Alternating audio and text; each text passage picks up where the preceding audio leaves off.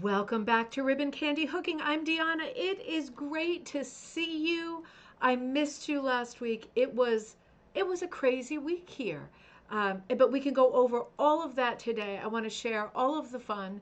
And I know a lot of people were there, but a lot of people weren't at the Halloween party, our big Halloween hook in this past Friday. Man, has that worked on my nerves, my time, my energy, my everything, like all parties do, I suppose, like all big planned events do. But it is nice to be back in my routine here, to be back with you. We are looking at a semi normal week.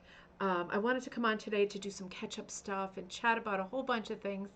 But then I'm projecting forward to Friday when we will be out trick or treating. So I think I'm going to run the live show on, let's see, shall I run the live show on Sunday? I should have done this. I have my calendar open because it's another crazy week here, but I want to be sure that I do a live show. Where's my calendar? There we go. Um, okay. Let's see. I'm sure I can do a live show this weekend. It's just a question of figuring out when. I think it's going to be Sunday, but I'll work on the time because there's a bunch of moving parts there. So let's say hello first, and then we'll start with the week to come. And I have to say, my heart is beating so fast right now. I'm thinking about going on that cholesterol medicine. The doctor says my cholesterol is very high. I'm a very stressy person. My dad had heart problems early in life, died young. I don't really want to go that same route. So I'm thinking about it. I'm thinking about it. The stress just never seems to end. And it's great. It's great stress, positive projects, but so many of them, you know. As I'm looking out the window, the leaves are just pouring down from the side of the mountain. It's like raining leaves. I love it when that happens. Waiting for the bear to walk by because if he does, I'm going to snap a picture of him. I saw him yesterday. It's a juvenile, very small bear, but still, a bear on the side of the house. And in the distance, he kind of stopped and looked over his shoulder at me. And I thought, oh, I would so love to beckon to you or throw you something nice to eat, you sweet little fluff. But then he'd be at the door snacking on the dog and the cat. So I won't do that. I don't think that they really go out of their way to do that. But of course, there are other big cats and stuff that do go out of their way to do that. So I'm going to keep my eye out the window. There's a lot happening out there in the woods today. Kaz, great to see you. Good morning. It is super great to see you. Beautiful fall day in Wisconsin. I so wish I was there. I keep saying I have got to get back. It was so easy to make that trip. Um, to figure out when it makes the most sense. I was thinking I'd go back for that. Um, oh, come on, what's her name? The display of the big, huge rugs that was at the Silvermine Gallery in Norwalk, Connecticut. What is Liz Albert Fay? Then I thought maybe I'll go back at a time when we could, and I might do some teaching or connect with some people. Maybe it'd be better to go at a time when we have a lot of free time. 2026 is our year for sure. Before 2027 comes and things get really crazy with Tigger. Oh my gosh, Sharon, great to see you. Good morning on a rainy, cold day in Vancouver. Sadly, left London, the fabulous weather in London. Oh, dang it. London is, what's that, Samuel? What is it, Samuel Pepys? I think it's Samuel Pepys. When a man is tired of London, he's tired of life, for there is all in London that life can afford. It's so true. My favorite, favorite, favorite city. I love it. I'm sure you went to Covent Garden and saw all the little stalls, and I bet there was lots of cute shopping. There's markets all over the place. We haven't gone for years, but I'm looking forward to going again. It is the best in any weather. It's always the best. Rita, great to see you. Howdy. Rita, you just reminded me because you took the tarot class with me. I was going through my patterns last night because I was looking for some stuff to fill some orders. And it occurred to me that even though the um, Mystic Carpet, which will be the next Halloween book, will come out next fall, right? It will come out at the end of next summer, so 2027. It'll probably be September of 2027. No, sorry, 2026. And scared myself when I said that right there. 2026. But the year after, I'll be looking to do an all tarot book in the fall, not necessarily at Halloween, because I don't equate Halloween with tarot. Tarot cards, in my mind, are not super mystical. or for like divining or fortune telling. In my mind, they're for reminders of things to think about, things about yourself, um, things, stories you want to remember, but not really for magical purposes. So I don't necessarily want to equate tarot with Halloween, but I do know that the next fall, that will be the next book that comes out. So this month, I want to make a list of I want to do all of the cards. So I want to do all 78, right? Not just the main cards, but all of them, because they all mean something different. So I'm going to have to put the word out and start getting people going on that. People were asking me at the Halloween party, and I'll tell you all about it, and I haven't finished saying hi. You know how my brain works. It is like all over the place. I should be on the pills that Jossie's on, really. But people were asking me at the Halloween party, like, what are the next books coming up so that they could start thinking about things to make. So I reminded everybody that this coming year, well, the Rose book should come out around the holidays. So that one's already kind of done and dusted. And by the way, I keep forgetting to say, if you worked on a rose for the Rose book and you want to have your rug exhibited, let me know, because for the months of January and February, I am going to put a big Rose book rug show up at my church, the Unitarian Universalist Church in Hartford, Connecticut. And it will be up for 2 months, and people will see it coming and going, not just from the congregation, but a lot of people come in and out constantly. The rugs are safe. The building is locked, right? Everything is monitored. But I will be doing a talk and everything when we put that show up. And I will be going through different people's rugs and talking about them. And it will be an event. So that will be coming up right at the beginning of January, right after the holidays. If you did a rug for the rug book and you would like me to put yours up, make sure you send me a message to let me know, and I'll send it back. I've got to send everything back now because I put everything holiday up, everything Halloween up from the Haunted Rug Book for the last time. Unless you sent me a rug that's for the Mystic Carpet, then unless you want it back, let me know, because I'm going to send back, now that we've moved, all of the rugs I have that are from past events, catching up with everything right now. Um, but the Rose book, if you want to send something to me, also know that if you would like to, you could make it for sale. So it's up to you, because people always say, how much is that? And people do like to buy stuff. So not necessary, not required. It can be a not for sale. But if you want your rug in the show, let me know. And if you want your rug for sale in the show, let me know. And we can figure all that out. So that book is coming up at the end of this year. So that's still a 2025 book. But next year, I'm projecting forward to the Laundry Line Hooking book, which is the book where you can come up with a pattern, or you can ask me for a pattern based on one of your stories. And it is hooking a piece with laundry, so with old clothes. So this book is about recycling old clothes. And for those chapters, right, for all of those pieces, I would really like to see photos of the clothes that you used, if possible, so that people coming to the craft for the first time can look at rug hooking and say, oh, I can hook with my old jeans and sweatshirts.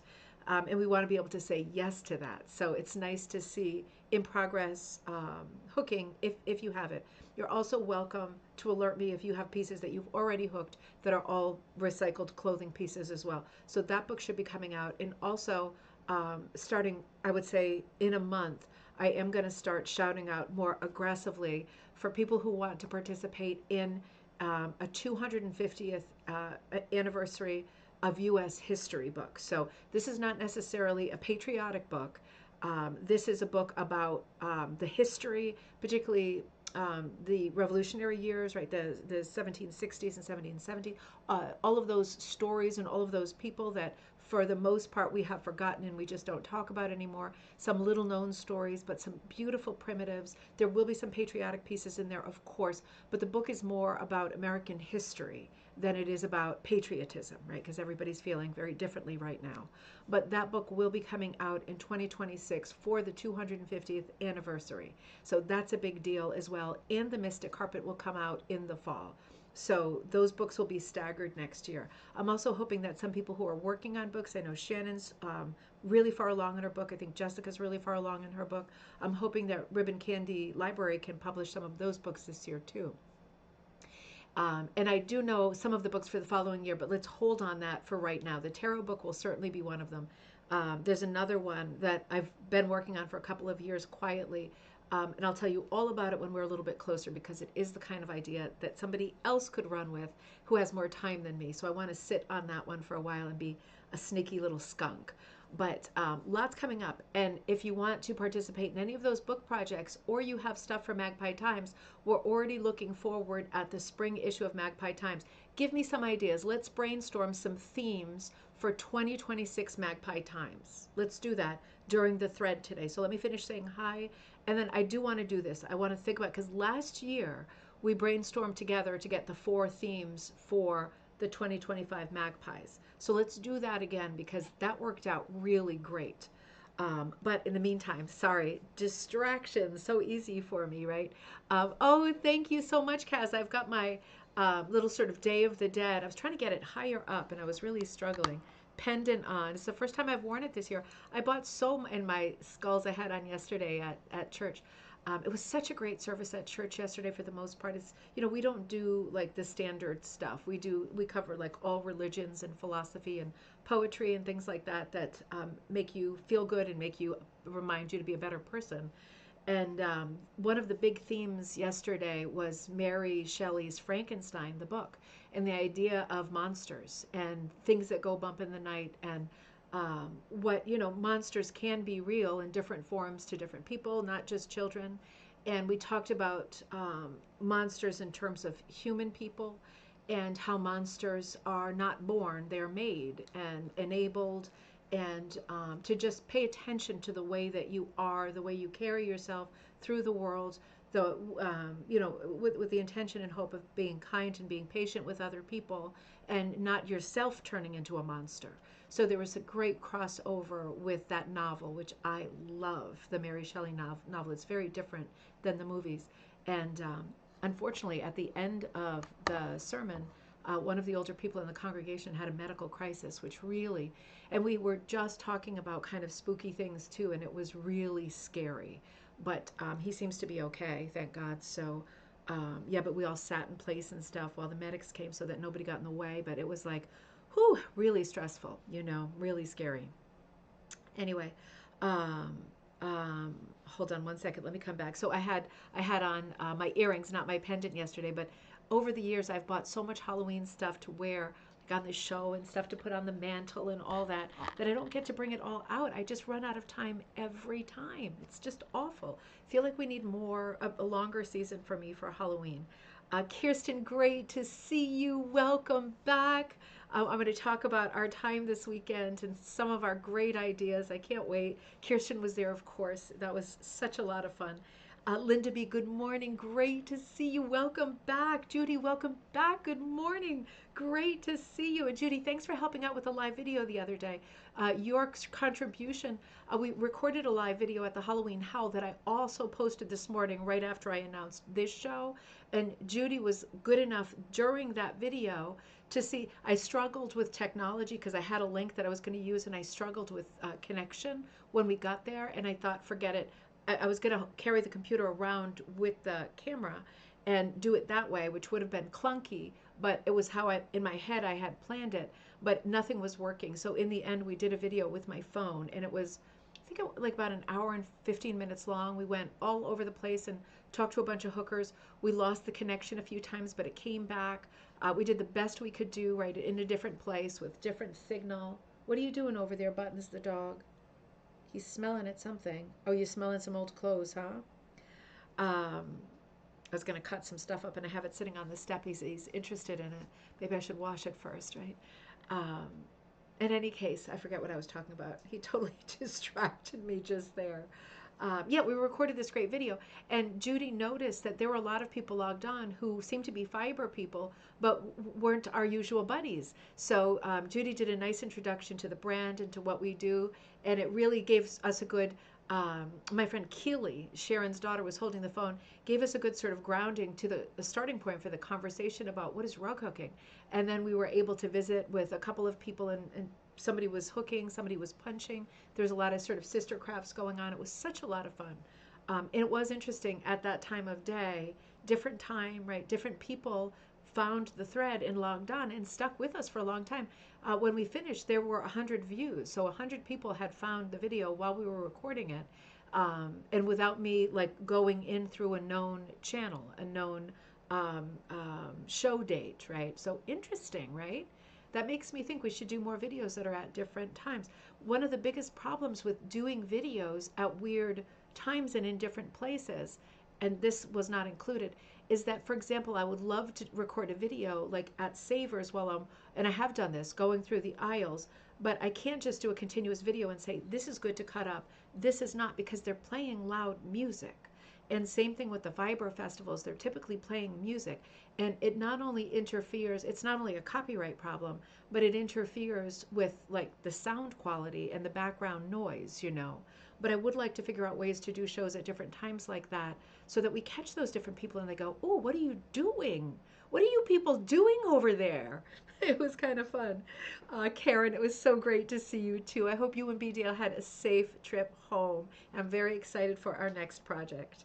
And thank you so much for all the ShediCom pictures. I'm going to be putting those into a show, and we'll look at all of those. I'm really looking forward to that. Jessica, great to see you in Chile, Ohio. I love that Coffee Time is back. Me too. Finishing up the background for one of my fantasy creature rugs. That's right. You got that dragon done for Evie so fast. For one of the kids today. I think it's one of my favorites I've ever done. Oh, that's such a great feeling, isn't it? Such a great feeling. Lately, everything I start, I realize I hate it partway through, and I put it down, and I think I might fall in love later, but it sure ain't now. And I hate it when that happens. I love it so much more when I'm surprised and I go, oh, this is good, right? It's alchemy. It's good.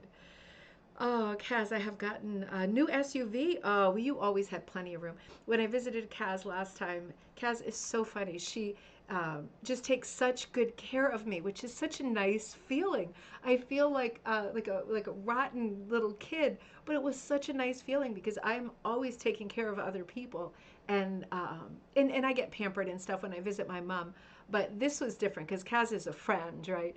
But she was so thoughtful about my comfort and coming off the flight and how I was sleeping because I was coming off of some physical problems a couple years ago. If you remember, it was incredibly stupid problems, but painful, right? And yeah, Kaz was so careful to pack me all kinds of stuff and food and check with me if I'd eaten. And I just loved it. I felt so loved and cared for, and I had so much fun because I was so comfortable. So I'm excited for the SUV, but I can't imagine being any more comfortable visiting you. Judy says, I agree. Tarot is not about divination. It's about sparking introspection. Absolutely. I totally agree. It's just another tool for talking about who we are, what stories we have, what stories we need to let go of, what things we need to remember and keep in the front, all of that stuff. In fact, the other day, let me show you this real quick. I was going through my stuff because we're trying to unpack a couple of boxes every day since there's hundreds more boxes and I still can't find anything. I found my pack of archetype cards. Have you ever fooled around with archetype cards? This is a good Halloween conversation too. So this is Caroline Meis or Mies. I got these years ago when I lived in the Netherlands. They are in English. And I remember looking at them and I can see the Scotch tape on them because I taped some of them up because it occurred to me while I was looking at them. They have beautiful artwork on them. They're not tarot cards.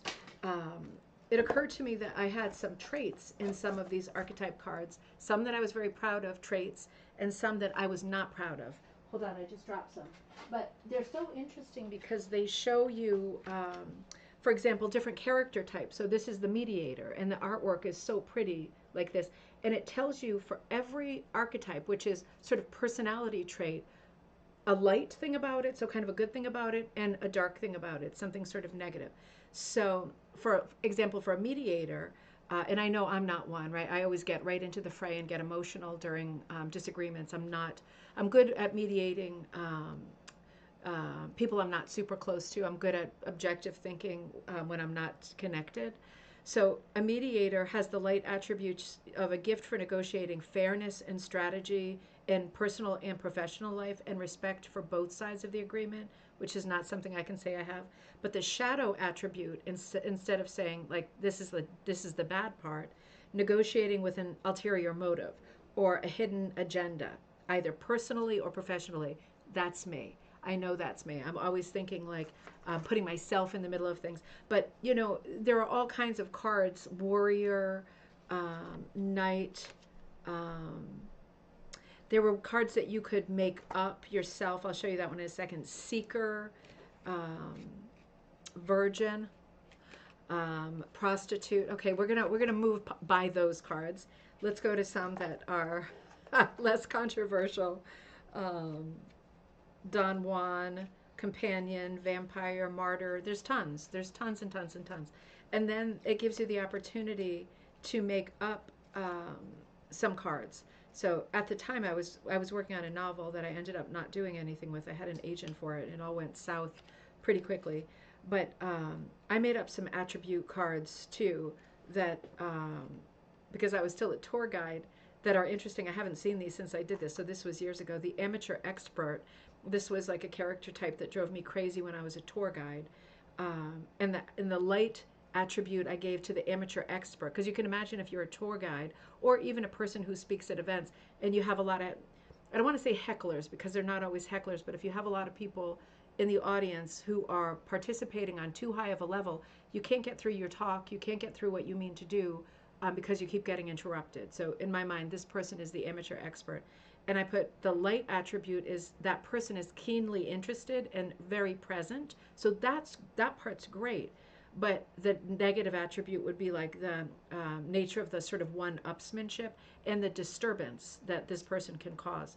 The sticking plaster, that's in my grandmother's words. I didn't put any pictures in there because I wasn't thinking of anyone in particular. But the sticking plaster is friendly and has a gentle nature, but can become a pest if they don't leave you alone and you need some time alone. The gong show contestant, right? The person who always has a joke and again, it's a form of a heckler. But the good thing is they always show up in a good mood, right? And they're always really vibrant and present. But they need to be the center of attention the whole time. I had a whole bunch that are the perpetually lost. Oh no, is adventurous. Okay, I do remember this. Adventurous and open to new ideas, but the shadow attribute is terribly lost, confused, clumsy, unaware, forgetful. Those are the people who wouldn't show up for the tour bus when it was pulling away, right? The perpetually lost. Anyway, these were really fun too. They're not tarot cards, but they're interesting to look at because it does make you think about yourself and who you want to be, who you are now and who you want to be. So anyway, yeah, I want to work on that book project together, and I want to figure out who wants to do which cards. So we'll definitely do some shows about that and sort of assign cards, find out who wants to do their own designs for that, and who would rather me do a design. Doesn't matter to me one way or the other. And I am getting to peace with our book project since there's so many. I am getting to peace with the idea of other people designing and not wanting to share their pattern. I am getting at first I'm like, if it goes in one of my books, the pattern has to be there for everyone. And now I'm thinking, well, if it goes into one of my books and there's 78 cards, they don't all have to be patterns, right? Because then it's like the haunted rug book, right? Like 93 patterns in one book, which I love. But I don't know if it has to be quite that crazy every time. Kanga, great to see you starting our week off together. Super great to see you. So lots of things to think about. So let's go back to our schedule for this week, and then we'll talk about the party and some of the things that came up, some of the fun stuff that happened. So I'm going to say let's do our weekend show. We're going to do it on Sunday night. I have to be careful this week because this weekend is the Big E, so that's the big exposition just outside Springfield, Massachusetts, Fiber Festival, and it's at the Big E space, right? It's like this big, huge fairgrounds with these buildings. It's all inside, all inside. So it doesn't matter what the weather is. It is massive. It's not massive like the one in Maryland or Rhinebeck, which I didn't get to this year. I did get to Adirondack. But it is, I mean, you could be there from the time they open until they close. And if you're like me at all, and I don't move particularly slow, I feel like I move quite fast, and I skip like a bunch of stalls at once if I'm just not feeling it, or if I'm feeling tired or whatever, and I still can't get it all done in a day, not even close. So it's that kind of big. So that's coming up in Springfield, Massachusetts this weekend, Saturday and Sunday. I think, let me give you the hours. I think Saturday is 9 to 5, and Sunday is 9 to 3. Let me just double check. course, oh yeah, Saturday 9 to 5, Sunday 9 to 3. So that's coming up this weekend. So I'm gonna fit that in because I'm gonna go with at least one of my buddies, one of my local hooker buddies, and Joss also has. We have Halloween on Friday night, so we're going to where we used to live to trick or treat that neighborhood. We're bringing home one of the buddies to sleep over, and then I have to go back the next day because it's over an hour each way. And then I have to go back to drop the buddy off and to drop Jocelyn off for a sleepover party on Saturday night. And then on Sunday, I have to go pick her up and bring her back. So I'm thinking, when the hell am I going to get to the Big E this weekend? But I'm going to have to because I want to see the Fiber Festival. If you all are going, if you're going and you're thinking, oh, can we link up when we get there? Absolutely. Just send me an email to ribboncandyhooking@gmail.com. I will be there. It's hard to see which day I'll be there. I'm not going to make it to church this week because it's that crazy of a weekend. So I will be there. Another thing I want to mention, if you are local, I'm in Connecticut. I'm in Collinsville, Connecticut. I'm near Hartford. On Wednesday, I'm hosting at my church. Everything is there because I love the group of people there. A poetry night. So it's poetry and pumpkin carving. So if you're interested in coming, just let me know or show up. I think it's 7 to 9 at the UU, which is 50 Bloomfield Ave in Connecticut. Downstairs, I'll be dressed in costume. There will be pumpkin painting for children, right? Parents don't want knives, and then carving with knives for other people, and then a poetry what is it called? Poetry slam, where people can get up and read their own poetry or sort of autumn themed poetry that you know and you already like. You can read that too. So that's coming up this week too. It's a busy week over here. So let's shoot for Sunday night for our live show. And on our live show, I will be looking at, Karen, I'm going to look at the Shetty Comp probably next weekend, but I need hours and hours to assimilate those photos into the um, program that I use to do the live show here.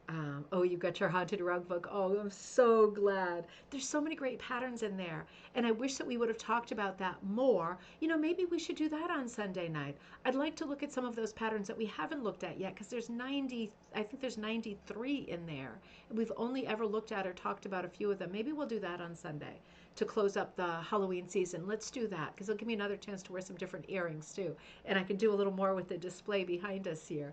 But let's do that.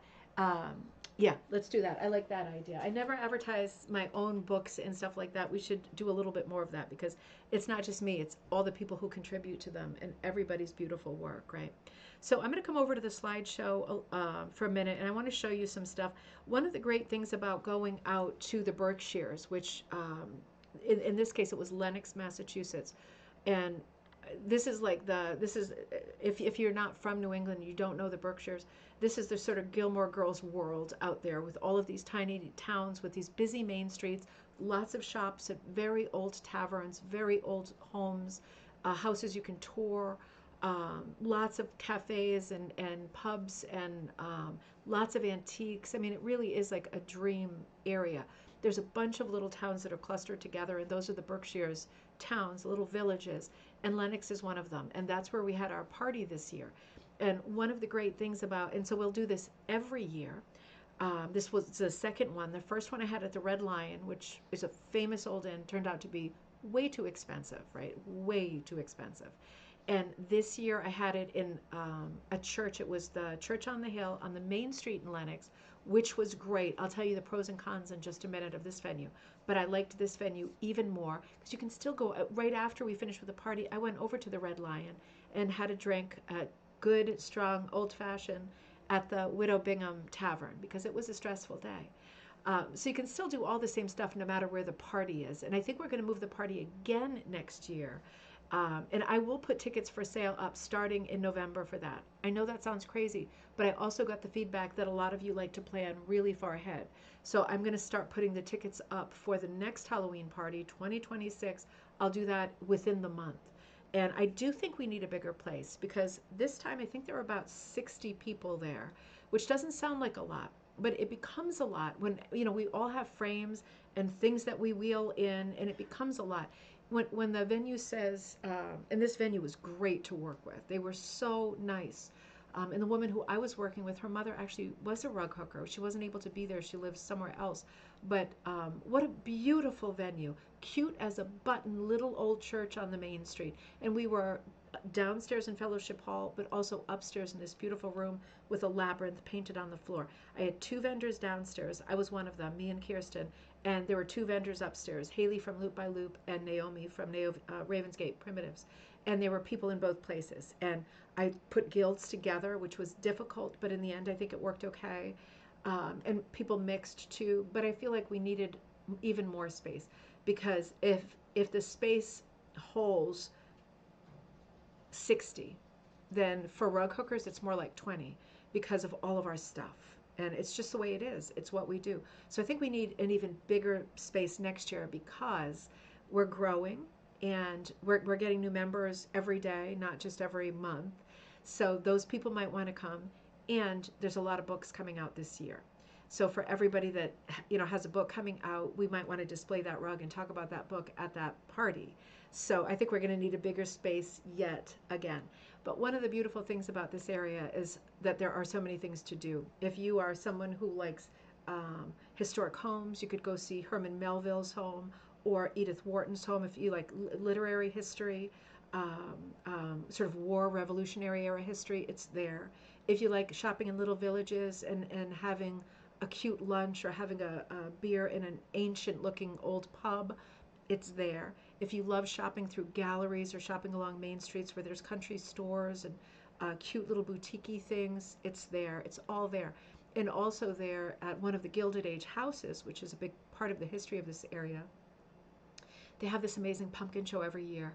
And they shuttle you there on a bus. It was a school bus. And I honestly felt like by the time the school bus doors closed, I felt like I was going to throw up. I mean, I am not a good passenger anymore. We were sitting in the back. The kids went straight to the back, right? But oh my God, the bus ride was about 2 minutes, but I didn't think I was going to make it. It was, I am the worst. I am the worst. But it was so pretty. I wanted to just show you a couple pictures from that, because it's called Naumkeag, Naumkeag. So this has got to be some kind of a Native American word. You can see it's sort of spelled out on the pumpkin on the right. These were enormous pumpkins. So Naumkeag. There was like a volcano. There were bubbles all over the place. There were thousands and thousands of, oh, this is a little out of focus. I'm sorry. Couldn't tell at night, because it was like you had to hold it still for so long. Patricia, great to see you. You just drove through the Berkshires yesterday from Maine. Beautiful. It is so beautiful. And it's such a late autumn this year. A lot of the leaves, this was, I think, Cinderella. Yeah, I think this was Cinderella's coach. There was, they've got all the pumpkins set out according to theme. So there was like just princesses, and then there was just Disney. There were just, traditional ones. There were like famous people. There was a bunch of Golden Girls pumpkins. It was everything you can think of. There's a cluster of pumpkins. There was whole fairy village. Maybe that was I think this is the fairy village. This is the fairy village. And there's whole clusters as you walk through the woods, and they were also beautiful. And I didn't know for sure if my kids would like it, because last year I went after the Halloween party with some of the other girls, and I didn't bring my family. And this year I brought my family, and we stayed a couple nights, and the Oak and Spruce was beautiful. That was a great place because we were able to meet up and stuff and hang out after, but and have breakfast together and all that stuff. But super fun. So I brought my family this time, and my kids are older. But they really loved it. It was super magical. And there were pumpkins that were like video game characters and movie characters, like popular culture stuff that they recognized that I didn't recognize, and they loved it. And there were a lot of special effects that were cool, bubbles in the air that were changing colors that turned to dust when you touched them. It was very magical. And then at the end, you get to go through the first floor of this beautiful old, 80s, I think it's an 1880s house, and it's all decorated like you can't imagine. It's so beautiful. And then there's a little shop there, and of course I had to get like a couple little things, a book and stuff. And Jocelyn got a wand that was carved in the shape of a dragon. So it was just so nice, So that's one of the super nice things to do there, along with a million other things. Next year, right? Think about it next year. Next year we could plan to do the pumpkin walk together if we want. It rained the night we were there. But honestly, it was so much fun, I didn't care. And if you're wondering, are those pumpkins real? Most of them are not, right? They're fake pumpkins, and they're carved because it's out there for quite a long time, the display. And I think it's open 5 days a week, 5 evenings a week, only after dark. But there is a section that is real pumpkins, and they have real pumpkin faces. So I think they're getting those from the immediate community and substituting them every now and then because, of course, they're attracting animals and stuff too. It's like the woods, you know.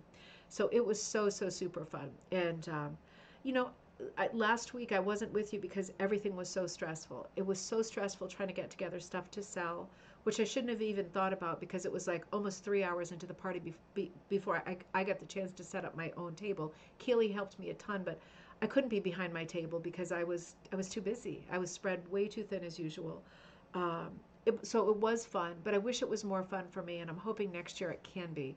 If maybe I have different people helping with different things. There were so many helpers this year, but in my head it wasn't organized, so I was like a crazy helicopter. I was like a remote control helicopter that just kept crashing, you know.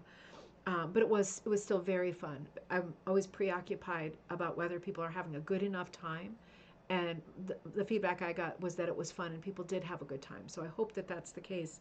And it really was fun. So I got myself dressed up in the morning. Couldn't find my Halloween costume that I wanted to wear, so I found this jacket when I was out with Shannon when we went to Sauter Village. We stopped at some antique stores, and I found this neat 80s jacket. So I put it on, and then I got some accessories. And I felt like the accessories I got came with this stupid headband, and the headband looks so big in the photos, but when I got it, it was like this little wisp, like this little plume, tiny like flame-sized plume of pink. So I had to go to the grocery store anyway to pick up all the platters that I ordered for food, and I picked up a pink scrubby, you know, for like scrubbing your armpits in the shower, and tied it onto the headband. And man, it was heavy, but I think it gave the right look. It was really fun. I loved having this costume on because it also felt like the 80s again, right? I dressed like this. It feels like not that long ago. It wasn't that long ago. So I only took a few pictures there, or this isn't even a picture I took. I was so busy that I did not get to take pictures. So I'm hoping, you know, if other people took pictures that they'll share them with me. I think this is one of Karen's pictures.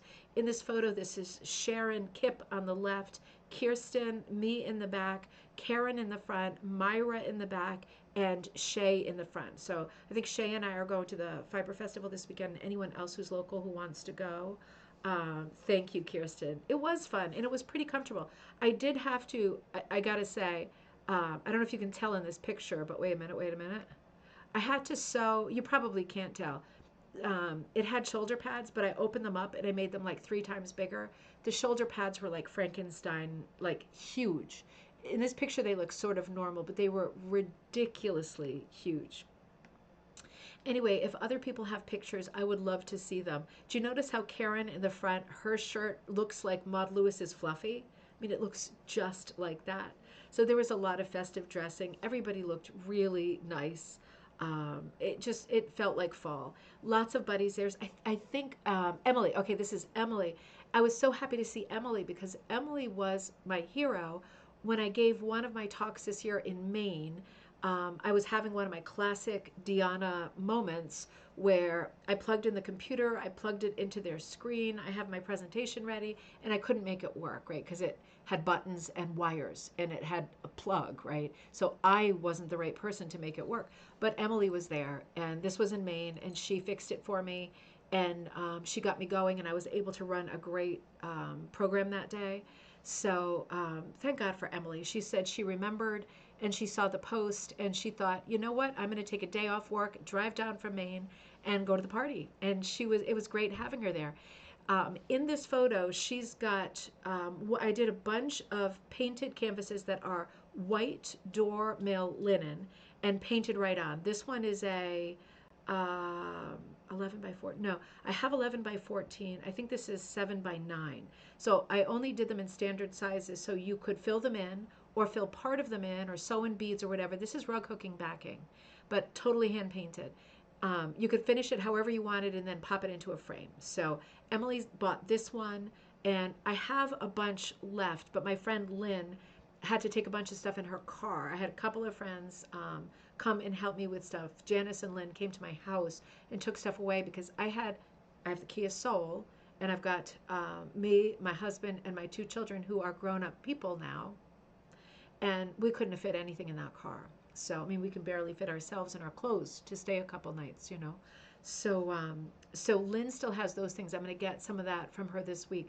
but I did do special prices on stuff I had at the party, and not all of it sold. So I will offer it to you first, to Patreon members, and I'll offer it here first, so that if you're interested in any of those painted canvases, you can get those for a deal, because I'm not listing them individually on the website. It's just too much trouble. So this is the one that Emily bought, and on the left, you're only seeing one side of it, but I think I have 12 left. These wooden hearts that are quite big. It's a pendant. It already has this leather cord through it that's adjustable. They're quite big, and these are hand painted as well.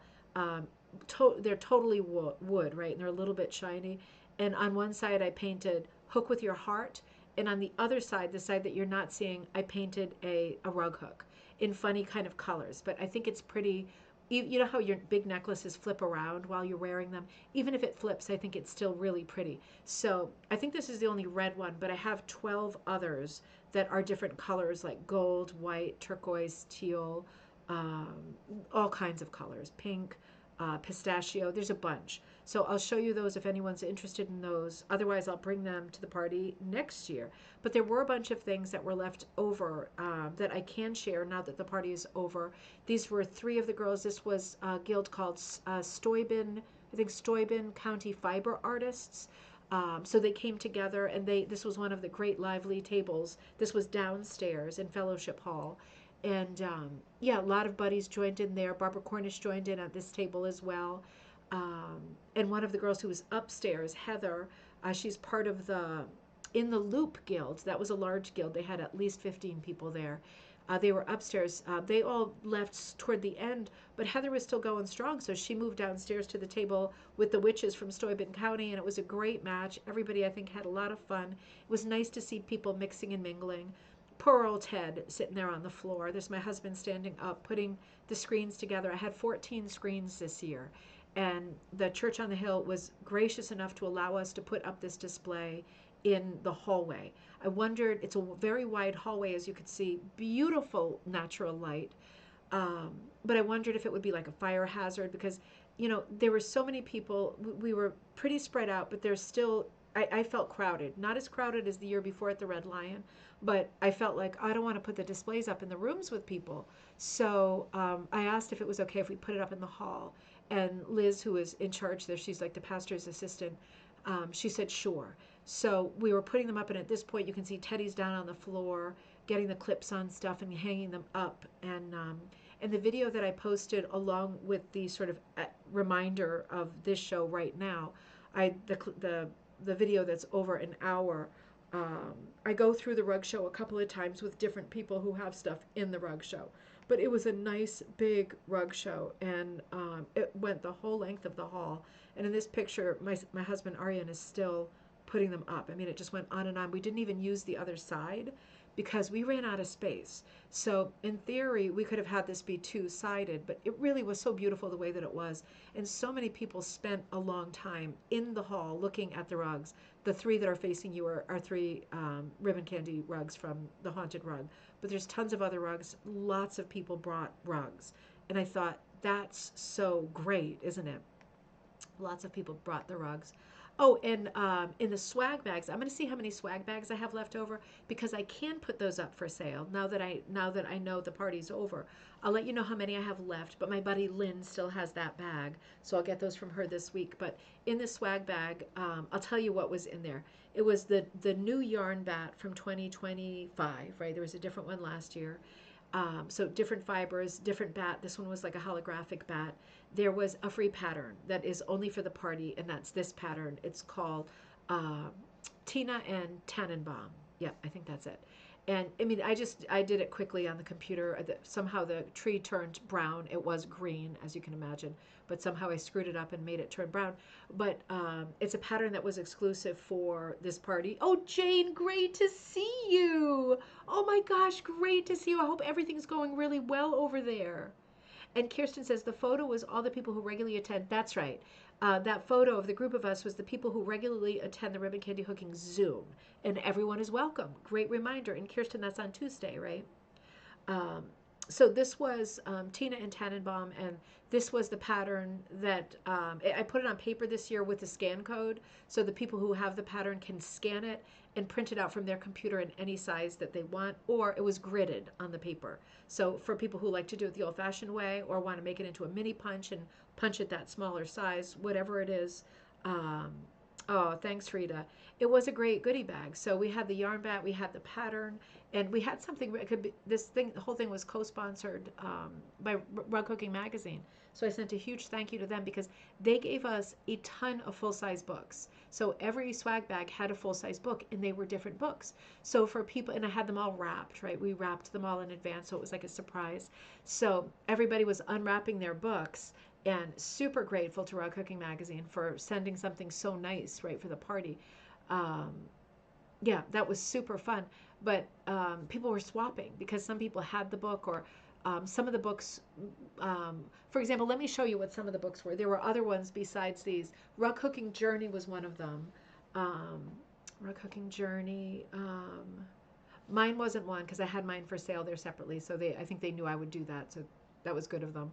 Um, well, these four, and then there were a few more. I don't know if I'm going to remember them because my brain was scrambled. But this is one of the ones that was, a lot of people got, there were like 10 of each. So 10 people got Shades, Tints, Tones, Values, Hook, a Monochromatic Rug by Donna Huckman.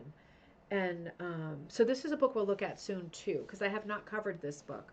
But beautiful book, right? So 10 people got that. This book was one of the books, Mothering, right? This is another book we have yet to look at by Karen D. Miller on this channel. So we'll look at Mothering in the near future too. It looks like an absolutely beautiful book. I can't wait to look at that one with you. Rug Hooking Through the Year. This is one of my all-time favorites. I think we've covered this. I'm not sure. I'd like to look at it and see if anything jogs my memory, and if not, we will look at this book. I just can't remember. I can search for it on my channel. But 24 Favorites, I thought this was really fun too. And Eyes Wide Open, also Karen D. Miller. Another really beautiful book that we have not covered. So, and there were more, right? There was, I think, 6 or 7 different books, maybe even 8.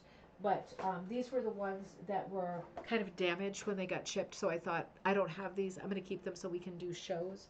Because I didn't want to give anything, people stuff that had, like this one got screwed up on the spine. It's all like wet on the spine, and others got some bumps and bangs. So I thought I'll just do more shows, which I needed anyway. So, for example, this is a great book, but there were some beginners who got this book, and they were like, ah. So luckily there were people around them who just traded for other books. Um, because yeah, this is a little bit advanced for a beginner.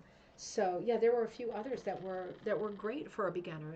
There were a lot of beginners at the parties, so I thought, isn't that interesting?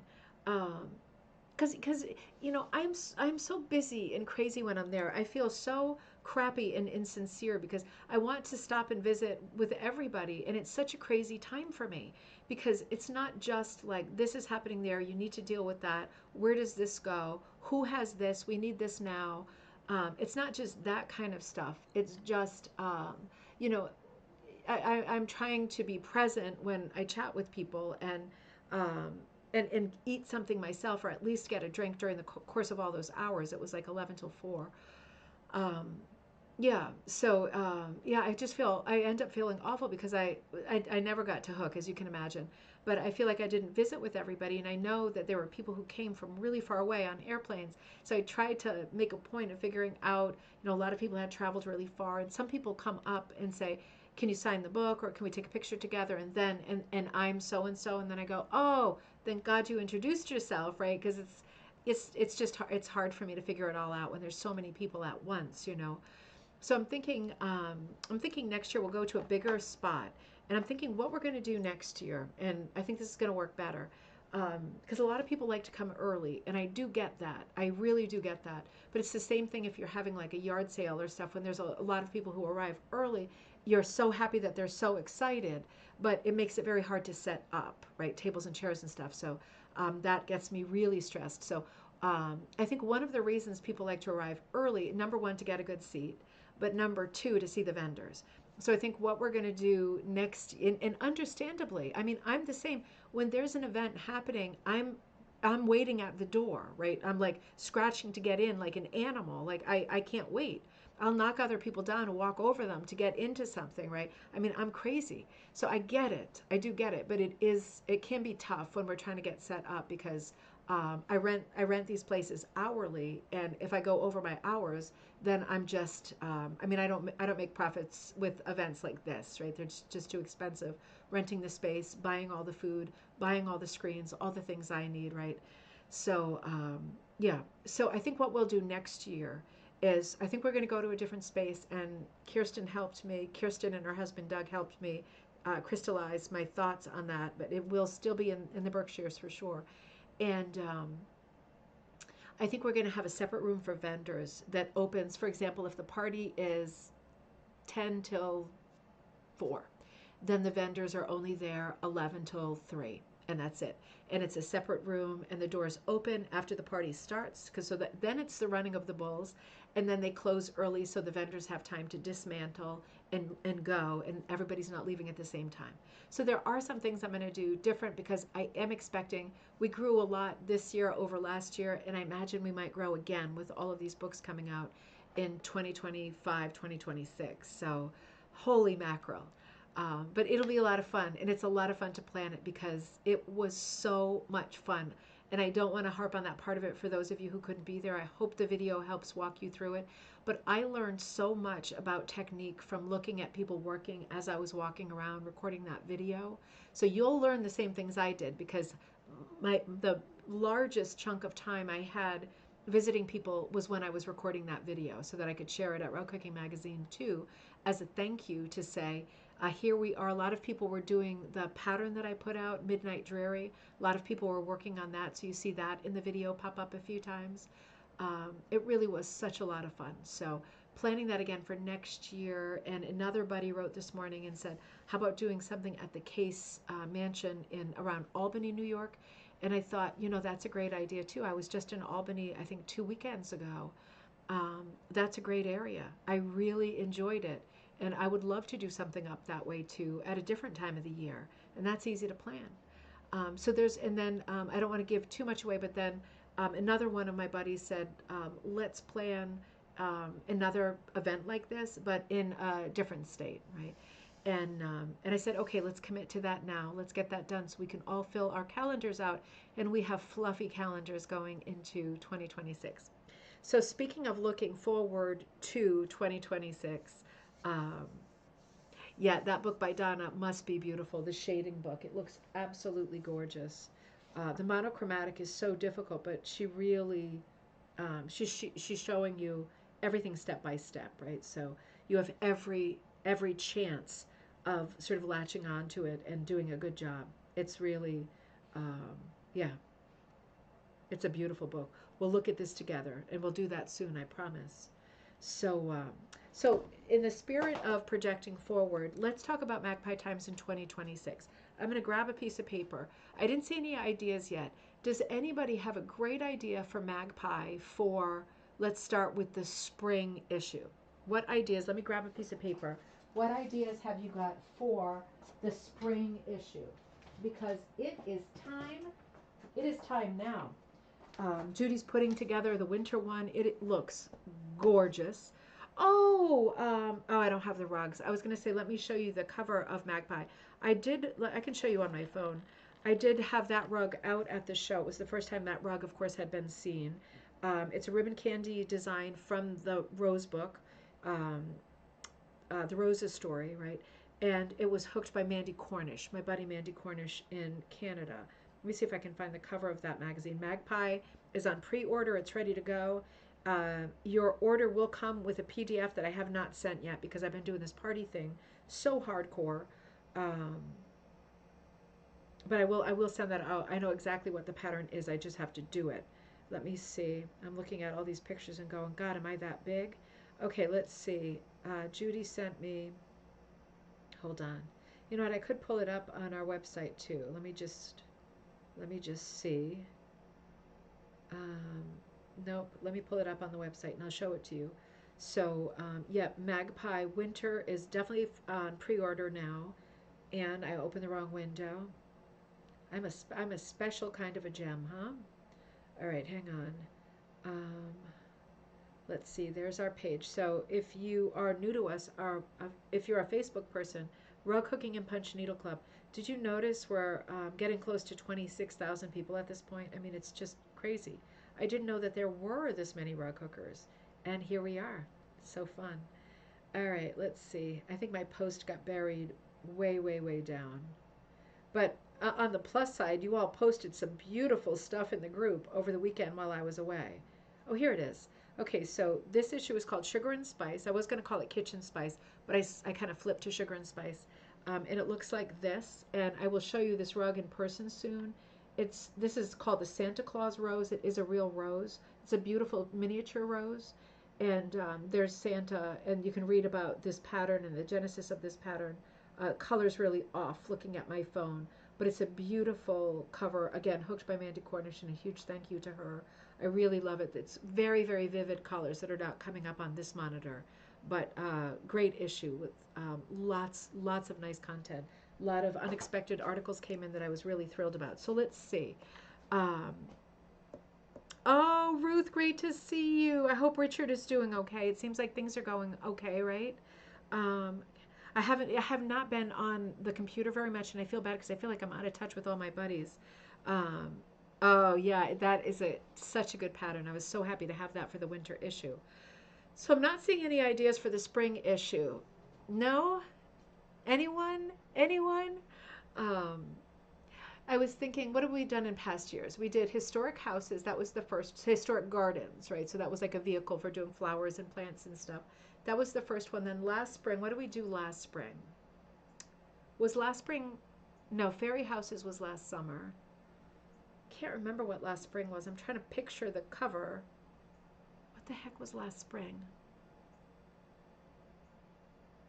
Wow.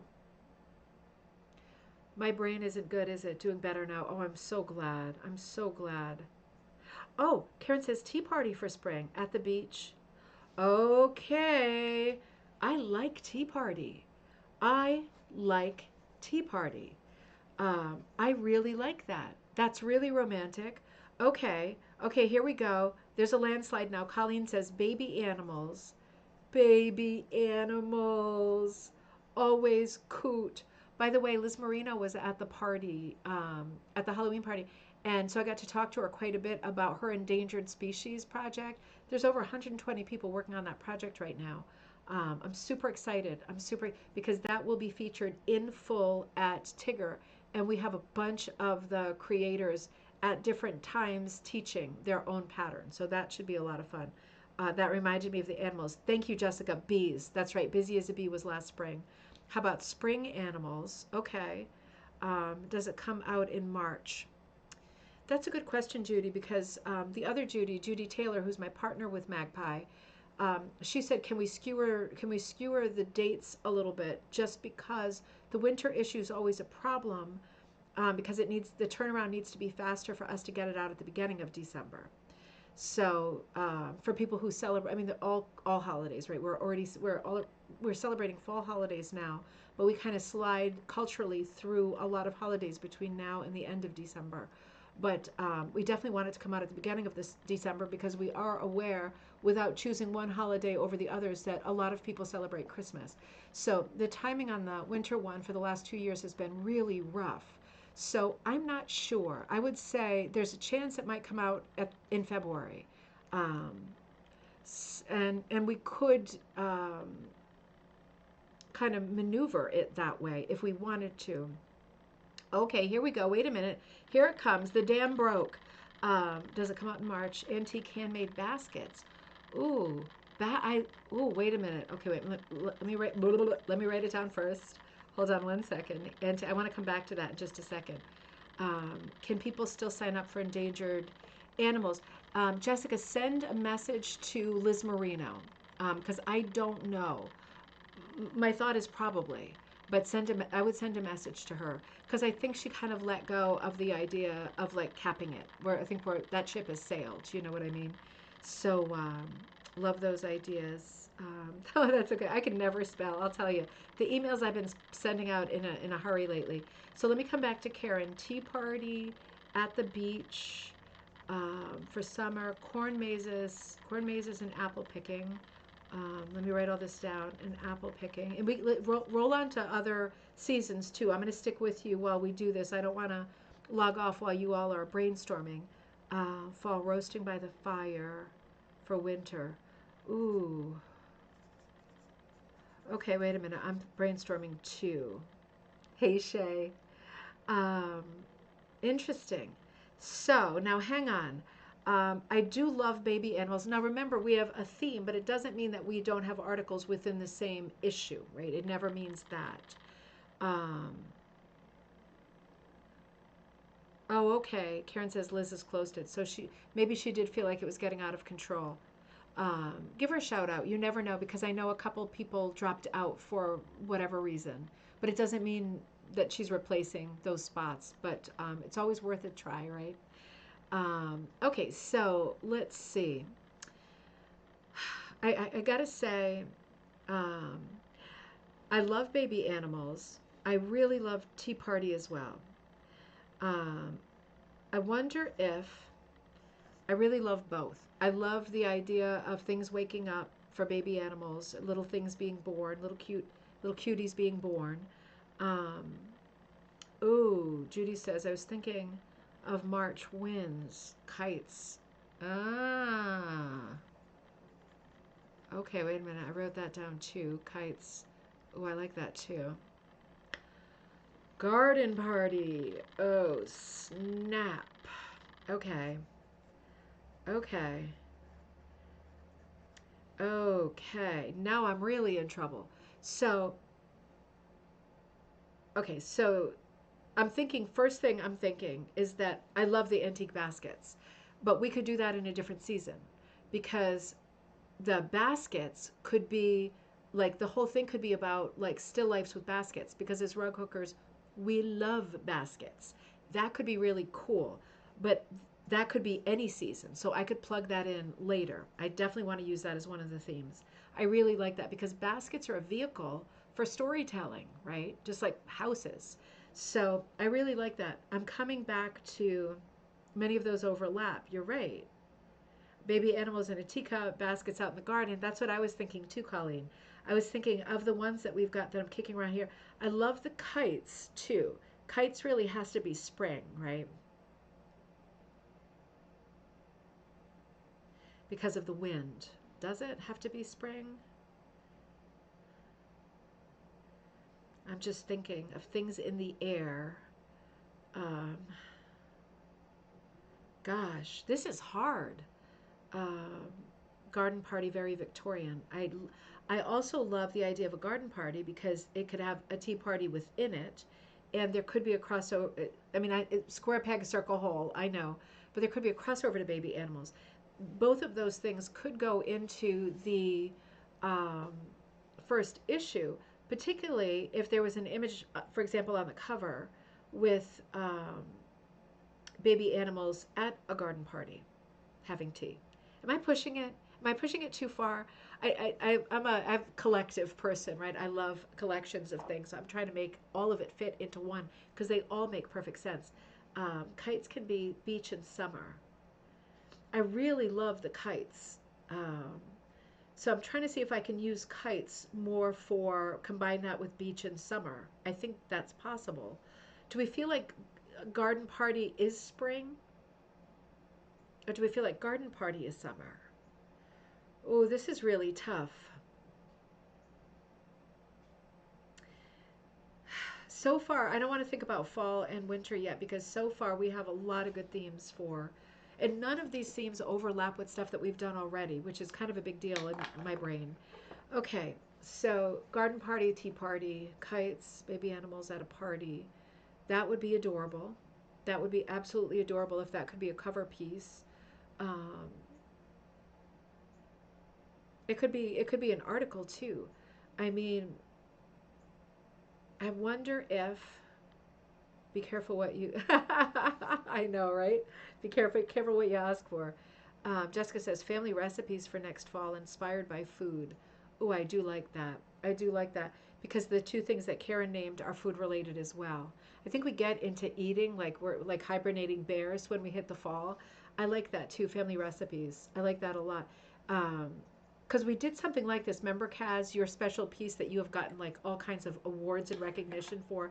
Um, oh, what was it? What character was that? The little furry guy. Um, Not a beaver. What was that, Kaz? Oh, I just had it. Badger? Was it Badger? Um, Badger. Okay, yes, great. Um, we had this video, and I stopped doing this because I just ran out of time for all our different projects. But I did one video one time where I was going to start this new kind of ongoing thing. Maybe I'll return to it when my sanity settles.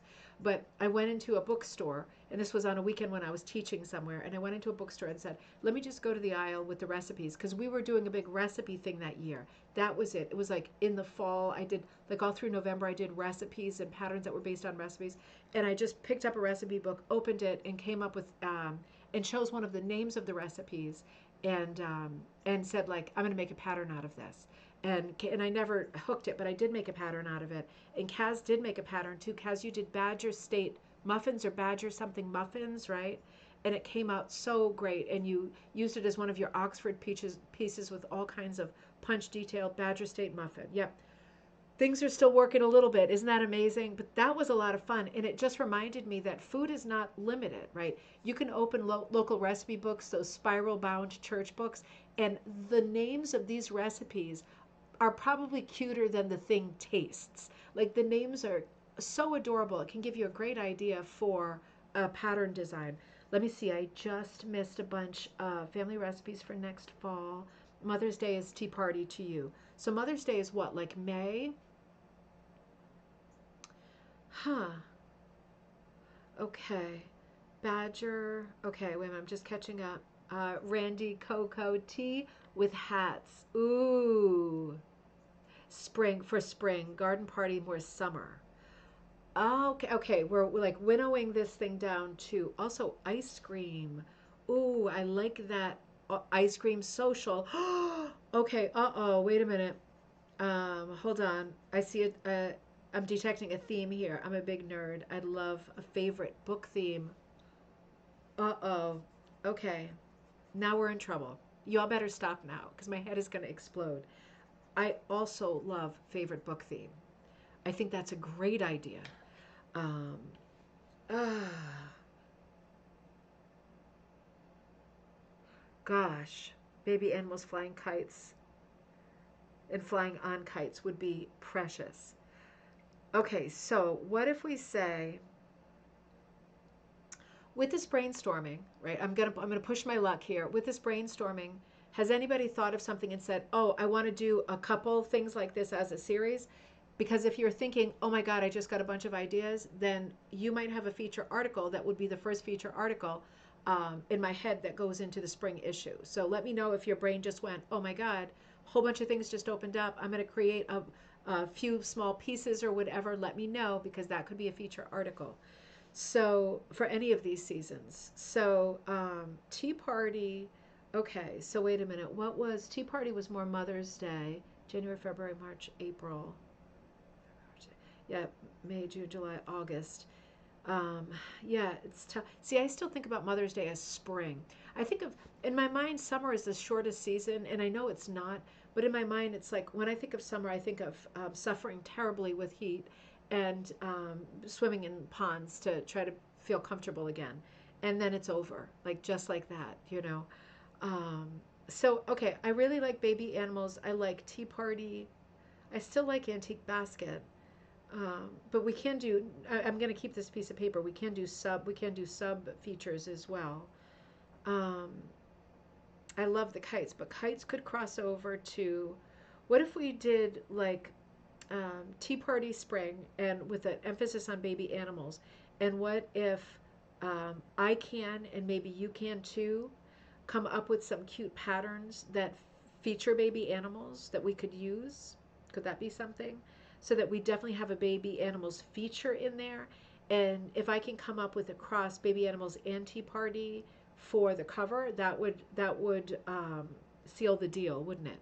So say we did that for, um, Jessica says, I'd love to do a children's book inspired article for any season. I would love that too, Jessica. You let me know when. Spring would be great, but I'd go along with anything. You let me know. I would love that in any season that's convenient for you. I would love that. So what if we did antique baskets can, ooh, cross over to cornucopias in the fall? Yeah, absolutely. I do love, I do love, By the Fire does go with favorite book. Um, so a, that can be a winter theme for sure. I love favorite book. Um, I think that that's definitely not a spring or summer theme. It's when we settle back in again, right? I love the idea, Jessica, but we'd have to be careful about copyright. We would have to be careful about copyright. So that's a great point, Judy. So, but you could do. I know one thing for sure. I know that nobody who's on this thread right now, and possibly nobody on this earth, would say that Moby Dick is their favorite book. Just saying. It seems great, right? But if we've read it, we know. So, for example, if someone did say, "Well, Moby Dick is my favorite book," you could do a whale thing, but not hook the cover of the book, but you could do like the whales, right? And say like, "This is my favorite book is Moby Dick," or you could do. For the first issue of Magpie, I did Secret Garden, and it's Mary Lennox from the Secret Garden on the front cover, but it doesn't say anything about the Secret Garden book. So it can be done that way, but yes, Judy, we have to be super careful about copyright. We cannot replicate covers of books, with very few exceptions. There are exceptions for sure, but that could be a phenomenal issue. Because everybody could say something about what their favorite book is. It could be contemporary books too, right? Somebody could say like Handmaid's Tale or Beaches or whatever. Those aren't particularly new books, but you know what I mean. I love that idea for winter because we can combine that with By the Fire. I love for fall, I love the idea of the food and the family recipes. Um, and I think we can combine that with basket. We could say like a basket of memories or something like that for fall, maybe. And it could have like, I don't know what covers I have versus Judy, so I need to ask her about this too. But I could see combining like apples and corn mazes and all those fun food things with family recipes and putting them into a basket or cornucopia for fall. That could be a really good sort of bounty, like bountiful issue. Um, so that still brings us up to the separation between spring and summer. So I love I love the tea party. I love the baby animals, um, and I can see them easily going together. But for the front cover, I'm loving like animals at a tea party. I think it has to go that way. Um, I think that would be incredibly cute and charming and sweet, right? And festive and colorful, all of that stuff. And then there can be features within that show animals and baby animals, perfect for spring. But there could also be an issue on, it's funny because I just finished the Rose book and I started like in the evenings to research different teas, thinking about possibly putting a tea book together in the future. But Tea Party is a little bit different anyway. Or maybe I could just use, like, maybe I won't do a book on tea. Maybe I can just use, because some of the names of teas historically are interesting, like the names of species of roses are interesting. And like, interesting to me because of the names of them and because the names suggest a visual, and then you want to do a pattern. So we could do Tea Party combined with baby animals on the cover, and then have there be like distinct like features on baby animals and distinct features on tea parties in the front. So it's kind of like a split theme that's cohesive on the front cover. Yes, Judy, baby goats. Baby goats. Jiminy Cricket, everything's moving. I'm getting motion sick. Whoa. Okay. Oh, it went away. That's it. It went away. Baby goats. Baby. I saw baby other stuff. Careful with copyright. Yep. There would be. It would be so cute on the cover. I think so too. I think it'd be so cute. I can totally see it. Reminds me kind of like a wind in the willows, or like one of the Beatrix Potter kind of Tom Thumb, and there's a little mouse with a little blue apron on, and somebody broke a teapot kind of thing. Like that kind of thing would be so cute. I can see baby goats and lambs and chicks at a tea party. That would be so cute. I really like that. Let's do that for spring. Why don't we say tea party, and specifically, and I don't know if Judy plans to do the spring cover, but if she does, I'm going to suggest, well, she always says, what's the theme? So I could say baby animals at a tea party. And she's going to say, are you serious? But then she'll think about it, and I bet she'll have fun with it. So why don't we say baby animals and tea party we're combining for that spring issue? And um, why don't we try to combine the kites on the beach with the ice cream for the next issue? Like that's easy to go together, isn't it? Like kind of a beach scene in the distance, and maybe an ice cream stand where people are flying kites or something like that.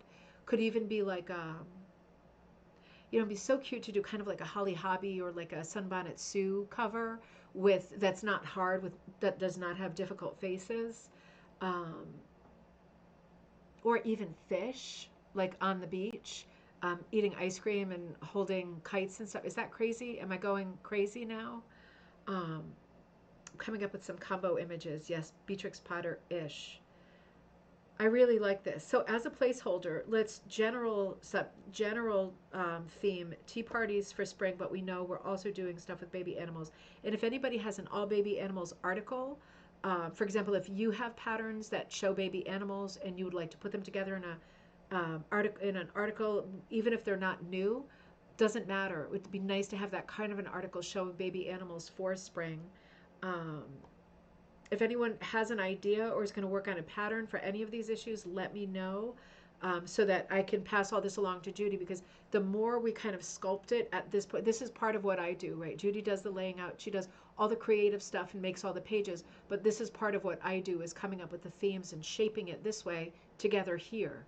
So the clearer we are with what the imagery looks like, the better idea and the more brainstorming we can do on our own, and you can come back to me and say, I have a great idea for the spring issue. Maybe you have a great idea and you think, um, I was just going to say, I wonder if the Beatrix Potter books are out of copyright for doing as like needlepoint cross stitch or like a sister craft that's much smaller. I'm thinking they're not, because I think they've been repurchased. So I'm sure that they are not out of copyright. But you know what is out of copyright that could be the same kind of feel, but you have to substitute the animals. Um, the American artist Thornton Burgess did at this, without knowing it, Thornton Burgess um, did a series of children's books. He was a single father, right, when his wife passed away. He was a single father with young children, and he tried to make it work. He was a naturalist, and he did a series of books, and one of his characters was Peter Rabbit, because he didn't know about, it's around the same time, he didn't know about the British Peter Rabbit. So there's a whole other series of books with like Jimmy Skunk and all of these. If you look up Thornton Burgess, lots of characters. And I think all of those books are pre-1930s. So they would all be out of copyright, at least to use characters and stuff. That could be a really cool thing. Just check the copyright on the book, because it could be that some of his books are like 1933. I don't think so, but I'm not sure. That could be really cute. You also reminded me of something else that is so cute. Along those same lines, right? I'm going to come back to the center in a second. I bought a book. It's a very collectible book. I forget what it's called. Something, Aunt Something's Garage. I'll have to find it. But Thornton Burgess lived on Cape Cod at the beginning of the 20th century. He was born in the 1800s, and he wrote a biography that is exceptionally beautiful. I loved reading it because he was a great naturalist, and he really wanted to preserve like the sort of swamplands and wetlands on Cape Cod, all the cranberry bogs and all that.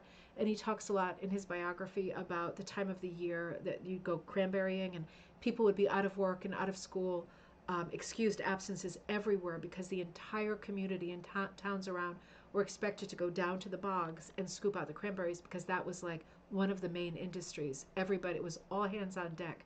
Everybody had to do it. He talked about that in his biography, and he talked about the bells that we don't hear anymore, and how as a boy, and it changed in the 20th century, people typically didn't have clocks. So you would hear this bell that was a certain bell for school, for which school too, like the little kids or the older kids or whatever. And you would hear the bell and it meant get ready, or first it meant wake up, and then it meant get ready, and then it was you're late, right? And then you'd be tardy. And same things for work. You would hear the bell at the factory that would be more like a siren that was like get ready, you have 10 minutes, and then you're late. Like, it's time. And if you're not there, then you are late. And he talked about how in his lifetime, and of course, like the whistle of the train, but noises dictated the shape of life. People didn't have clocks, right? People didn't buy mantle clocks in areas that were not wealthy. And he said, moving ahead in his life, he started to hear doorbells because people started to be able to buy a doorbell. You visit your neighbor, you press the doorbell, but that didn't exist when he was a boy. And it was very confusing to hear more bells. Also, the church bells for all the different congregations had different rings, ringing at different times for service at the beginning and the end. And of course, for deaths. Anything military, bells were rung. I mean, it's just a beautiful book that talks about the olden days in a way that gives me lots of sort of visual ideas. But what I was getting at was there's another book that he wrote about. He said his aunt, but I don't think it was actually someone related to him. I think it was this crazy old woman in town who used to open up her garage at night and invite the raccoons in for a party. I'm not kidding. And this book was super collectible. My sister got one as a Christmas gift like last year. It was like over $100 for a copy of this book. I'll have to find it because it's somewhere if it's unpacked. But yeah, there was this woman in his town, and he would go over for these garage parties, and she would put a light on and open the garage door, and there was like tables set up. It was like a nightclub. She called it the nightclub. And it wasn't just raccoons who came, it was other night animals who came. And she had like a party set up for them like every night. And also like sort of a naturalist, right? Interested in local history. Anyway, that idea of animals like having a meal together in the evening could also cross over well to this issue. So maybe I'll do an article about the tea parties, right? Because that's why I bought the book, was I thought it might inspire me to do an article. So that could cross over really, really well for spring. It is a wonderful book. Oh, I'm so glad. I'm so glad you know it and you like it. It is a beautiful book. Oh, Tasha Tudor. Tasha Tudor does lots of beautiful books. Talk about expensive first editions. I've been finding that out lately. Tasha Tudor, I don't think is out of copyright, but along those lines, hang on. Who's the one that's like Tasha Tudor who is out of copyright? Kate Greenaway. So Tasha Tudor, not exactly, right? You'd have to modify a pattern or an idea, but Kate Greenaway is out of copyright. So you could go to Kate Greenaway for those kinds of images as well. So not Beatrix Potter, but Thornton Burgess, not Tasha Tudor, straight up, I mean, straight up. You could be inspired by, of course, but Kate Greenaway, um, yeah, those are some good substitutions that get us kind of to the same place. And of course, Sunbonnet Sue as a character is also permanently out of copyright. That's just, it's an idea. It's way earlier than the 1930s. Okay, great. Some good brainstorming happening here. But yeah, you can get super inspired by the Tasha Tudor because the same thing with like Mary Engelbreit, right? Like definitely not out of copyright. And there's a few other artists who I like to follow, but you can get some great inspiration if you know what I mean. Like great idea for something. You saw that, right? The subtle wink that I just gave. Yeah, I do too. I love these kinds of days where we brainstorm. Animals having a tea party in an abandoned Victorian conservatory. That is such a great image. It's part like Pip in Great Expectations, and it's part like Beatrix Potter. I love this. You know what you all should do immediately after the show? Seriously, make a tea or a coffee, sit your butt down, and start doing some sketches. Because even if the sketches are not perfect, you have tons of time to make some stuff come out so pretty, right? And you never know. Projects like this that evolve, if enough people do them, might turn into a book project. And it's great to have it in the magazine. It's great to have great large projects in books too, right? So that really commemorative edition of a great idea. Jessica says, if we contact an illustrator to ask for permission to use an image, what kind of permission do we need?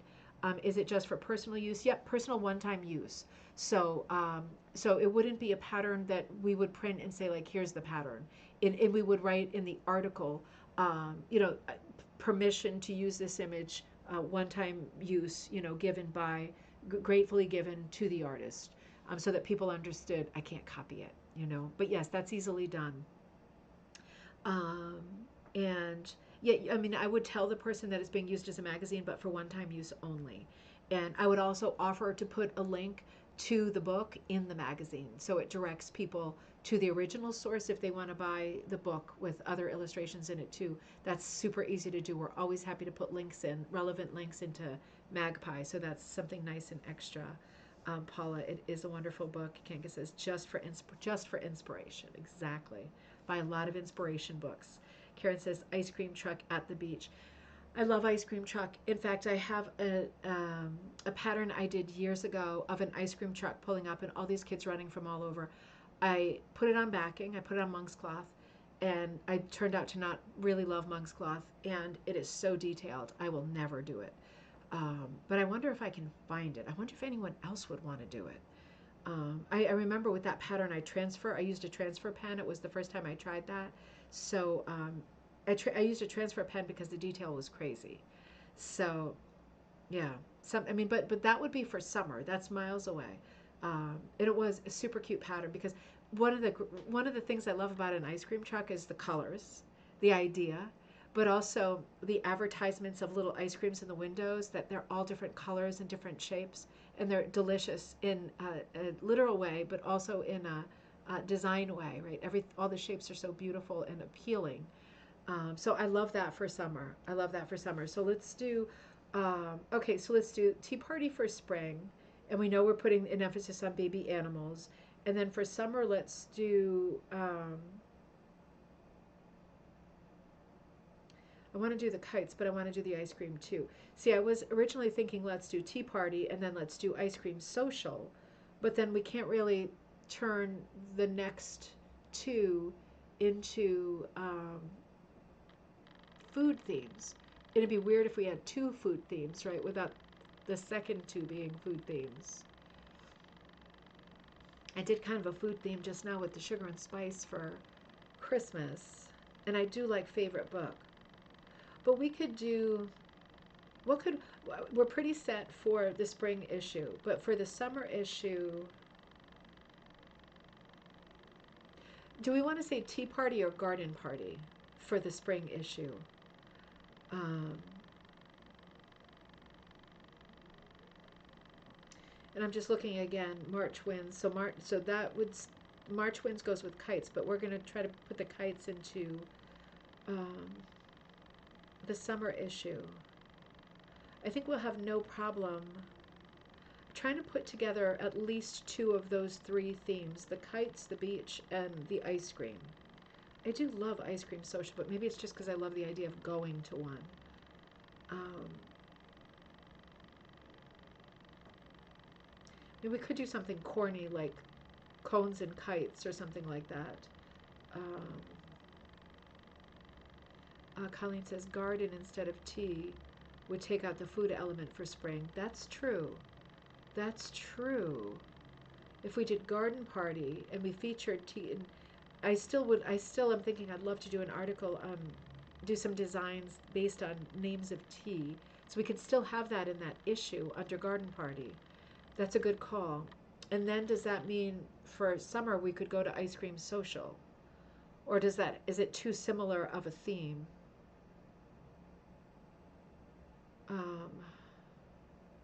Because now I'm picturing all the Ralph Cahoon stuff of mermaids sitting at on a beach in front of like the old time sign that says like ice cream shop, um, and kites flying in the background and hot air balloons flying in the background. Did anybody? A lot of you, I think, took the Cahoon class, but only a few of you took it live. But I think other people have watched it since. The Cahoon class is great for summer designing because there's so many mermaids in that class. Um, Gosh, now I'm struggling. Trying to think of another, like a phrase that would go with kites. Judy says the suggestion of summer beaches and kites took my mind to sails. Does anyone remember the children's book? Yes, Swallows and Amazons. Yeah, that was Arthur Ransom, right? Something like that. Yeah, fantastic, fantastic book. Okay, let's think about that. Um, swallows and Amazons. Okay. Um,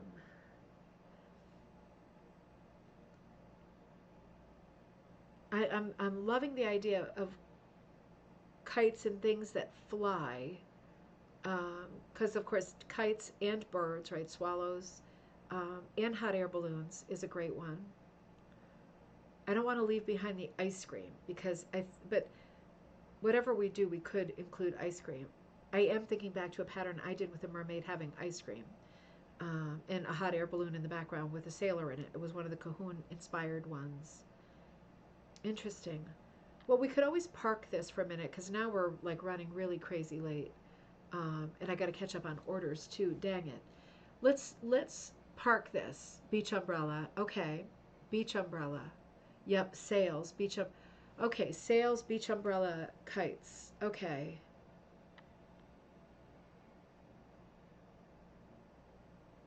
Sails and swallowtails, sails and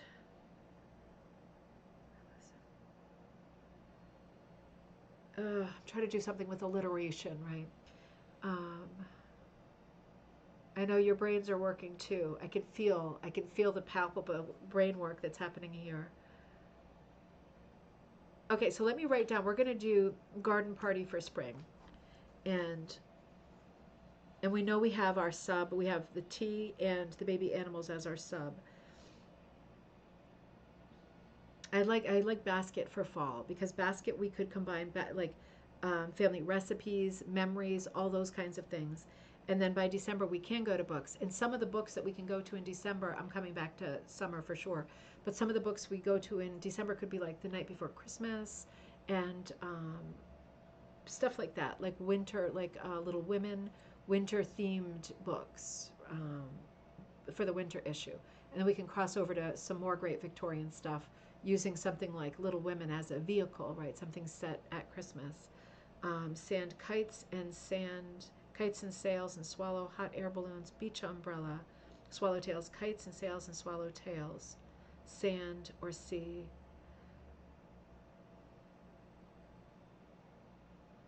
My problem is I like all of these. What about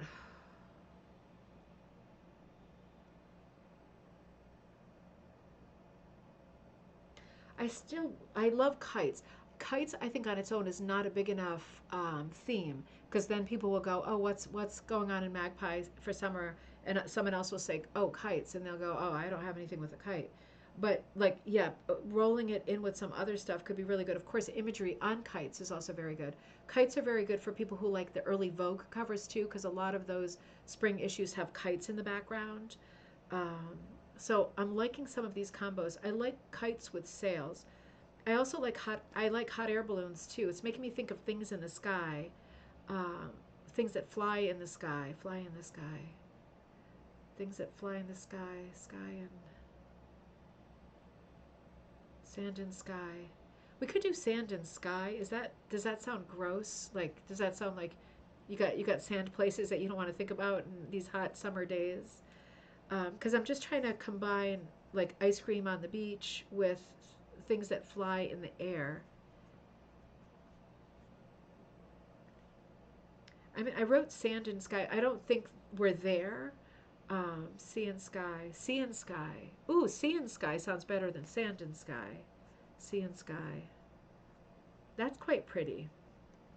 Was there a hot air balloon on the cover with. Ah, there was, Colleen. There was. Yeah, there was a hot air balloon on the cover with a cow. Yeah, that was for country fair. You're right. Okay.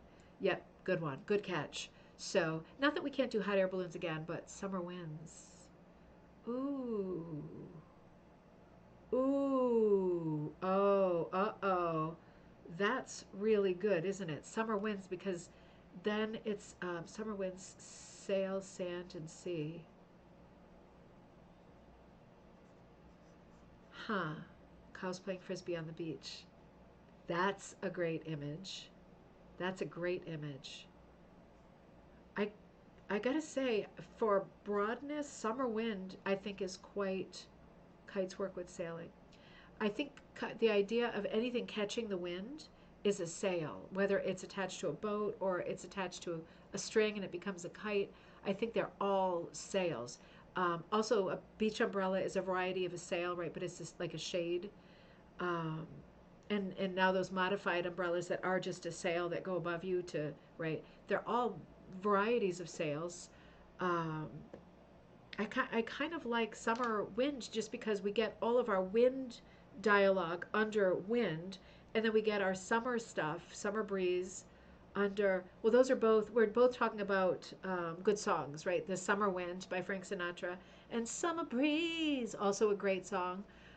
So it just it becomes a battle of the songs at this point. I think. I don't think we can make a bad decision.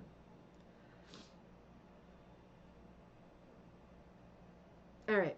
Let's decide later. But I like either summer wind or summer breeze because I think we can put all of our sail stuff, the umbrella, even a hot air balloon if we want to revisit hot air balloon, kites, and then keep summer with like the sand, the beach, and the ice cream. So I really, and the thing is, I really want to tap into everything that we talked about. I don't want to lose any of it. So, pressure. So I'm thinking like if there was like an image that stuck out for you and you thought, oh, I would like to do something with an ice cream truck, right? Then focus on that, right? And we'll come back. We'll come. I'm leaving this piece of paper right here indefinitely so we can talk more. But at least for the first two issues of the new year, I can write to Judy and say like, this is what I'm thinking, and I'll figure out what covers she wants to do. So, and when I give her the theme, she works to the theme anyway. Um, yeah, let's do that. But please get thinking if you can, if you will, of summer winds. And it suggests travel too, which I think is really nice too. Kangaroos playing volleyball. Yeah, cows playing frisbee, kangaroos playing volleyball. Yeah, I mean, these are such great images, such fun, and it's so great to do stuff with animals, because for the sole reason that not everybody can hook people, right? And animals are a lot easy, unless you're talking about super realism, and you won't be happy unless it's super realistic. It's great to think about doing animals because they can be lumpy and dumpy and cute and funny and just more graphic, right? And when they are more graphic, it's kind of even better, isn't it? And like, I'm going to take it a step further and say when they're wearing bathing suits, better yet.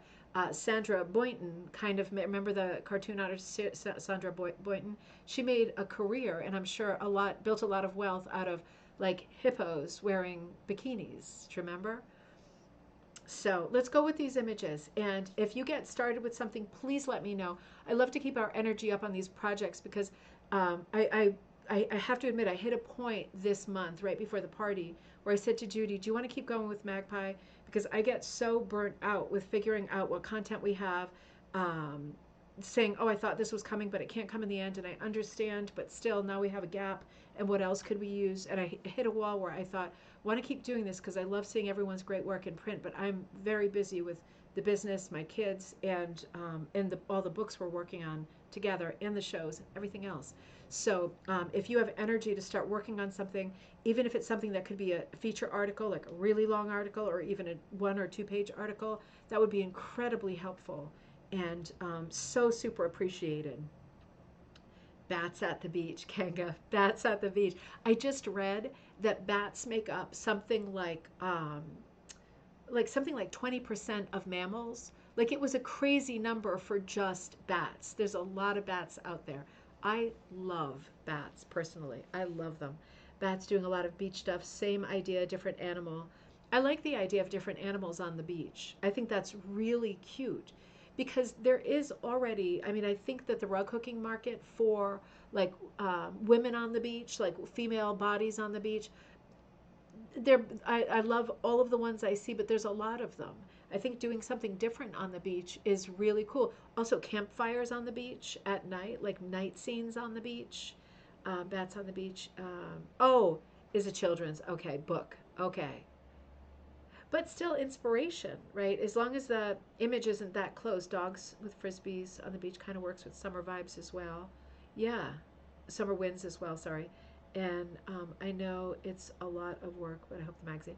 Yeah. No, we said, no, I made the commitment. Let's do it for another year, see how it goes. It seemed like a week before Magpie every time. I feel like I'm falling apart because I don't know how much more content is coming in. It takes a lot of presence of mind to assimilate it, and yeah, it just stresses me out. So I was looking to take away things to stress out. But it is a great publication, and it is getting bigger. The issues are getting bigger. So it's probably just me overthinking and over worrying. Does anyone know about the history of kites? I don't. It would make a great article. That would make a great article. Um, that's a great idea because I'm thinking about like all of the Asian kites, like the fish kites, right? Kaz, you taught me about um, the boys' day, right? Kat, when Kaz, when it's boys' day and they all fly kites, right? And are they fish kites? I feel I'm crossing over to fish kites for boys' day in Japan. I think boys' day. But I'm also thinking about the dragon kites and the box kites and all those crazy kinds of kites. Another kite that could be cool for 2026 being 250th year anniversary is like the Ben Franklin kite with the key attached. Of course, lots of stories and stupidity related to that story, which is probably not true at all, but still could make a cool patriotic image, for kites. Could be a great advertisement um, for that patriotic book that will probably be called Spilling the Tea. So another tea reference there. Carps. Okay, great. Boys' Day, May 5th. So yeah, there are going to be a lot of kites out there, right? I'm also thinking about Mary Poppins, and that would be a copyright thing. But the idea of somebody flying a kite with a black dress and a little hat with a red flower on it, that's not out of copyright. If it looks like Julie Andrews, then we're in trouble. But yeah, I love the idea of kites. That would be a great article. And that would be a great series, right? And remember, with stuff like this, if you're thinking like, oh, I have a few good ideas, but I'm never going to have time, remember you can always just submit a pattern. And if you submit a pattern early, I can put it out there for someone else to do. If you're thinking like, I want to do a big article, like anybody, I want to do a big article and I have a lot of ideas for patterns and I'd love to put some of the patterns in there, but I'll never have time to finish it. You can always shout out to me so I can shout out to the group and shout out to us here and have other people help. Also, not a bad idea to do stuff in Mini Punch. So just because you get there faster, um, or embroidery, or candle wicking, or whatever, or mixed media collage, right? Applique wool or applique quilting. These are all ways that you could get some patterns done a little bit faster than hooking. Because other people will do hooking articles. Just saying, there's possibilities here. So never feel alone if you've come up with some good ideas and you'd love to put your pattern into Magpie. If you let me shout it out sooner rather than later, someone else will take the pattern and do it. So don't worry about that. Kitty Hawk image would be lovely. Yeah, that's a great idea. Yep, Karen, good idea. Yeah, these are all good ideas, and this all fits. So kites for summer, tea party baby animals for spring. We can work on them both at the same time. Baskets for fall, right? Basket of memories kind of thing for fall. We'll refine that with apple picking and family recipes and memories in the fall. And then I love the idea of by the fire favorite books for winter, right? It'll get people thinking about books and thinking about reading in the most bleak time of the year, which I think is always needed and wanted. Good ideas, the fun things to do. So let's work on this. Remember to write me at ribboncandyhooking@gmail.com. If you're like, I got an idea, I'm doing it, then I'll put it down. I'll put it down on the pad, and I'll tell Judy. But I'm going to send an email to Judy right now, just to say this is like the basic ideas for 2026, and she'll be so happy to get this message because sooner is better than later, of course, right? Now, if you have more ideas, don't let them go. You put a pad next to your computer so that next time we're together, you can remind me. Right? The conversation isn't closed just because I'm going to go fill some orders and do some work. The conversation is open. So put your ideas down too. If you're having some great brainstorms, don't let them go, right? Don't let them go. Don't think, oh, I'll remember. I have bad news for you. You're not going to remember, right? Unless you're very, very good. I know every time I say to myself, I could never forget that. What? Forget what? Right? It's like every time. So harvesting memories. Ooh, that's really nice. Ooh, that's really nice. Let me write down harvesting memories too. That is really nice for fall, harvesting memories. I like that. You know, having themes that are broad enough to be a vehicle for several different things is the key to getting people to contribute, I think. Um, and I think we've really done that here. Judy says winter in books and also Scandinavian tradition. Oh, of gifting books on Christmas Eve. Judy, that's fantastic. Also in England, the tradition on Christmas Eve of giving somebody a ghost story and reading a ghost story on Christmas Eve. We do that in our family, but that's a British tradition, and that's where Christmas Carol. That's how that came about. That was a ghost story, and that was meant to read on Christmas Eve. So yeah, all of these great traditions of ooh, blue jay out there. All of these great traditions of books, right, around the winter and sharing books. This is going to be a great subject for us too. But see if you can participate first with the spring issue. See if you can put a stake in that issue and get some traction on a project or a piece that you can put in there. And you know, when I say article, you could always just put in the piece that you made with like a nice paragraph. That makes a whole page, right? And if you're offering the piece as a pattern too, that makes 2 pages, which is a beautiful spread. Here's the pattern if you like it too. Here's the finished piece. I loved working on it. This is what I was thinking while I was working on it. That's an article, right? Just having a piece that you give me some good text for, that's a great article. You can always put in photos, you know, family photos and things like that as well. I love these ideas. Thank you so much for brainstorming. These are great ideas. We give books on Christmas Eve. I love that tradition. Me too. We give we open one present on Christmas Eve, and I almost always open a book that someone gave me, and I usually have a book for at least one other person that I'm super excited that I found this book, or I think they don't know about it, kind of thing. And that's usually the thing. On Christmas Eve, I like it when someone opens from me either a book or really nice pajamas, because what else is there in this world?